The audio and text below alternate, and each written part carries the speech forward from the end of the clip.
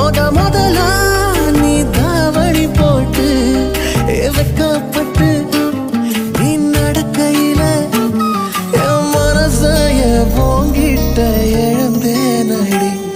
அட எல்லாம் ஒரு சுகம்தான் அடி காதல் தனி சுகம்தான். எல்லாம் ஒரு சுகம்தான் அடி காதல் தனி சுகம்தான். பழைய சோறு பச்சை மிளகா